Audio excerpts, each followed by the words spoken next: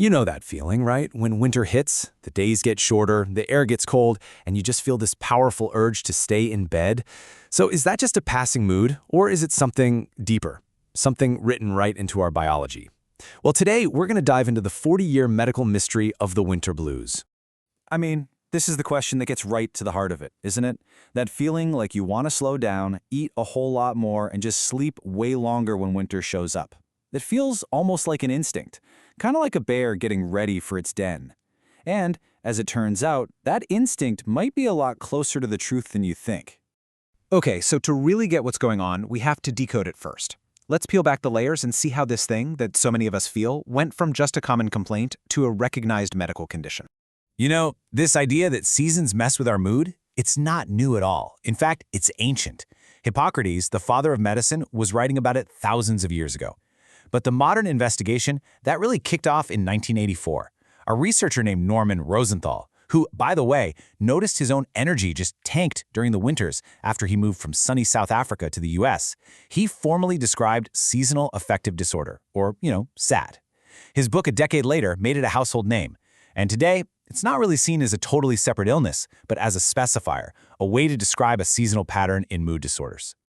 So what is it exactly? Well, to put it simply, SAD is a type of depression that follows a really predictable calendar. It usually starts in the fall or winter, and then poof, it's gone in the spring. For a doctor to actually diagnose it, this pattern has to happen for at least 2 years in a row.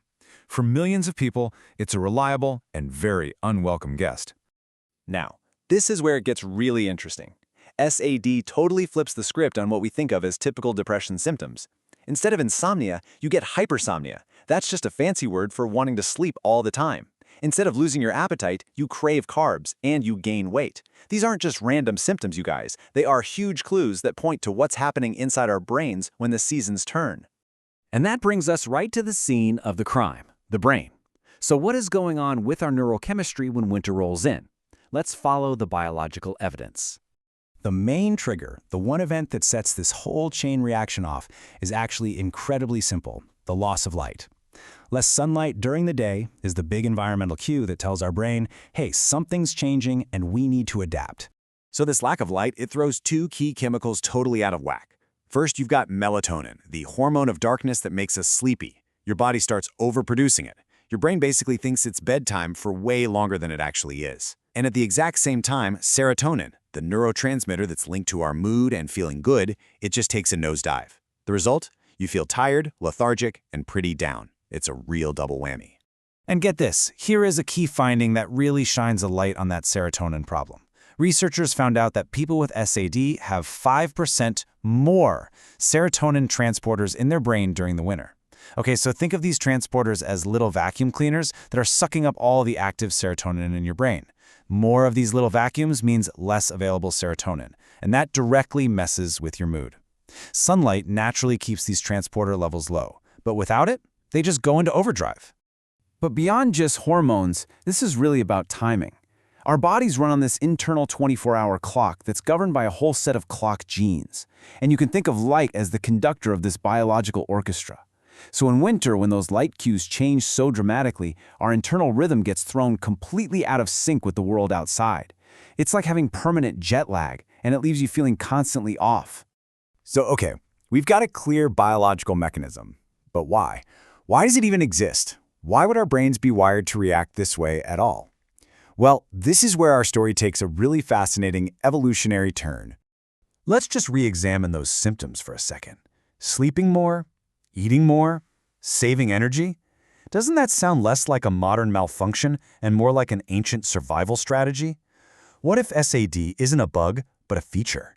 A piece of ancient programming that maybe we just don't need anymore? In fact, that is exactly what some researchers started calling it way back in the 80s, the hibernation response. And that simple phrase, it reframes the entire condition. It suggests that we're not broken, but that our bodies are just responding to winter with this ancient, deeply embedded script. So where did this script come from? Well, the leading theory, and this is a genuine wow moment in the research, points to our ancient cousins, the Neanderthals. See, they evolved in the super harsh climates of Ice Age Europe. To survive those long, dark winters, they would have needed some way to conserve energy. And get this, archaeologists have found bone lesions in Spanish caves that are consistent with hibernation. So when Homo sapiens moved out of Africa and interbred with Neanderthals, we may have inherited their clock genes, genes that were perfectly adapted for a world with dramatic seasons. This might even explain why SAD is way less common in African populations, whose ancestors never had to face those kinds of pressures. Wild, right? This evolutionary angle is just incredible. Because the big takeaway here is that what feels like a modern problem might actually be an ancient survival tool. And that doesn't just explain the what, it points us directly to the how. If our ancient biology is being tricked by modern winters, well then we just need to trick it right back. The entire goal of modern treatment is just to give our brain the signals it's missing. If the problem is a lack of light causing a timing mismatch, then the solution is pretty straightforward. We reintroduce that light at the right time to get our internal clock back on schedule. And we do this with something called bright light therapy, which studies have shown to be just as effective as antidepressants. And it's so simple. You use a special lamp that provides 10,000 lux of light. For perspective, that's about 20 times brighter than your typical indoor lighting. A 30-minute session every morning basically mimics a sunrise for your brain. It tells your pineal gland to stop making so much melatonin, it helps re-regulate your serotonin, and it effectively hits the big reset button on your circadian rhythm. And the elegance of this approach is just beautiful. Think about it. If adding light in the morning can treat the lows of depression, could taking away light in the evening treat the highs of mania? The answer is a resounding yes.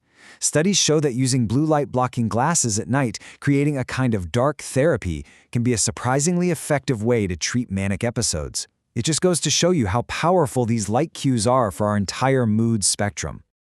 Of course, light therapy isn't the only tool in the toolbox. The antidepressant bupropion is actually FDA approved specifically to prevent SAD before it even starts. There's also cognitive behavioral therapy for SAD, which helps people reframe negative thoughts about winter, and it's been proven to be just as effective as light boxes. And hey, even simple strategies like supplementing with vitamin D, the sunshine vitamin, and just making a real effort to get outside every day can make a huge difference. So, what's the ultimate takeaway from all of this?